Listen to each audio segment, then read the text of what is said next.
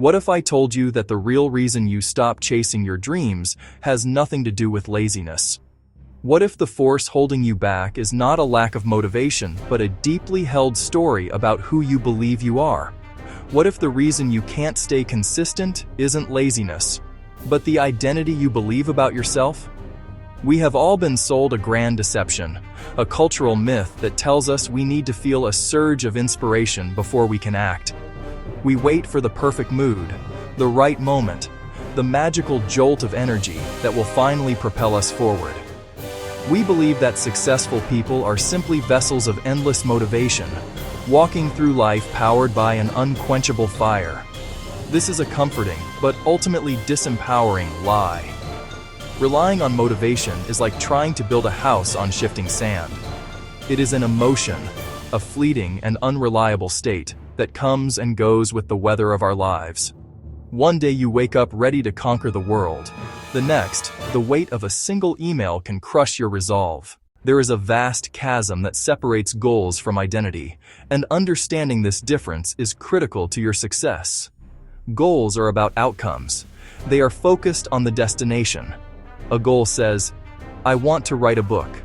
I want to lose 20 pounds. I want to run a marathon. These are worthy, but finite. They exist in the future, and once you achieve them, the journey is over. Identity, on the other hand, is about the process. It is about who you are right now.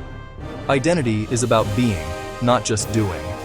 An identity-based approach says, I am a writer. I am a healthy person. I am a runner. The actions you take are votes you cast for the person you want to become. Each time you write one sentence, you vote, I am a writer. Each time you choose the apple, you vote, I am a healthy person. Goal-based systems create conflict between your current self and your desired outcome. Acting against your self-image requires immense willpower, and willpower is finite. The objective isn't to run a marathon, it's to become a runner. A runner runs. People quit for reasons that are surprisingly simple and deeply human. It is rarely a dramatic event. It is a slow, silent resignation born from a mismatch between actions and identity. First, the initial goal feels too far from the current self-image. I don't work out. I will run a marathon. Every small step feels insignificant, feeding the belief that people like me simply cannot achieve such things. Second, we over-rely on willpower, treating it like an infinite wellspring. But willpower is a limited mental resource that gets depleted with every decision. Relying solely on willpower to go to the gym or to resist procrastination is an uphill battle against your biology. Eventually, the willpower battery runs dry, and old habits take over. Third, we let one small failure become a verdict. You have no self-control. You've ruined everything. Self-image is an internal thermostat, keeping actions consistent with beliefs. Believe you are bad with money or not a morning person, and you will unconsciously act to confirm it. Our self-image operates like a quiet, unwritten rulebook for our lives, formed early, shaped by words of parents and teachers, reinforced by small wins and minor losses. One of the most destructive beliefs, I am just bad at discipline. That sentence erects an invisible cage around your potential. You might buy a gym membership or a stack of books with temporary optimism, but the core identity whispers a different story. You don't stick with things. When the first soreness hits or fatigue sets in, the brain stamps it as confirmation. The self-fulfilling prophecy activates. Years pass, abandoned projects, unused gym cards, unread books. The identity is preserved. The rulebook remains intact. It is a prison built of beliefs, not of reality. Imagine discarding the old rule and adopting, I am someone who keeps promises to myself. Section 5. The Architect of Self. Forging a new identity. The person who adopts the identity of, I am someone who keeps promises to myself, begins to operate from a different playbook. Their journey does not start with a punishing 2-hour workout or a vow to read a book a week. It starts with a promise so small it is almost impossible to break. They might promise to do 1 push-up before bed, or to put on running shoes and walk to the end of the driveway. The task is trivial. The true victory is keeping the promise. A small piece of evidence is logged. The brain notes, we just kept a promise to ourselves. The next day, 2 push-ups. A walk around the block, another vote cast. The new identity becomes believable. The power lies in repetition, not intensity. Small kept promises accumulate into self-trust. The way your identity shapes your behavior is both simple and automatic. Think of your identity as a powerful filter. It influences every choice you make, often without your conscious awareness. When an action aligns with your self-image, it requires very little energy. When it conflicts with your self-image, it feels difficult and unsustainable. Consider the identity. I am a healthy person. At a restaurant, they scan for salads, grilled chicken, vegetables. On a Saturday, a hike or bike ride feels natural and enjoyable. They do not need immense willpower to skip the donut. The choice is almost pre-made.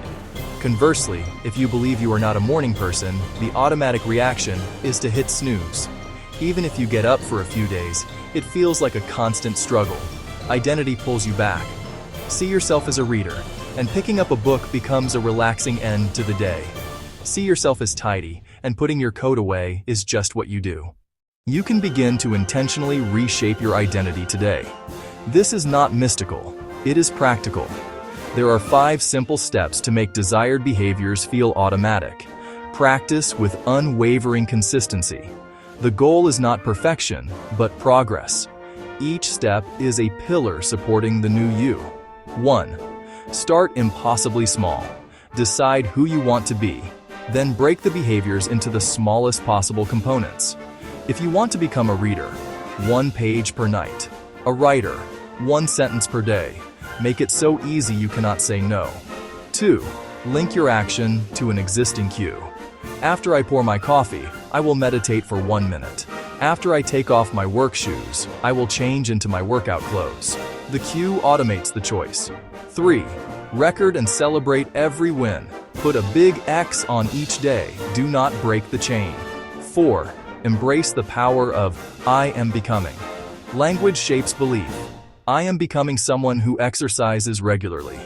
I am becoming someone who writes every day. 5. Recover quickly from failure. The rule is simple: never miss twice. The journey of 1,000 miles does not begin with a leap, but with a single intentional step. You do not lack motivation. You have been operating with a story that no longer serves your ambitions. The beautiful truth: you are the author of that story. You can begin writing a new chapter right now.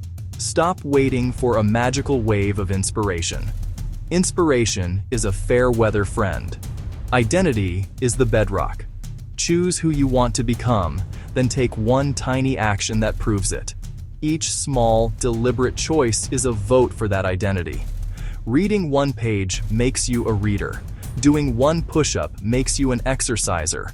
Writing 1 sentence makes you a writer. These acts are not insignificant. They are the building blocks of belief. Action precedes belief. Let your daily behaviors write your new story. When you inevitably stumble, do not fall into shame. See it as data. Get curious. Ask yourself, what would the person I want to become do next? Now pick 1 impossibly small action you can do in the next 5 minutes. Do it now. Mark it down. Feel the quiet satisfaction of that small win. You are on your way.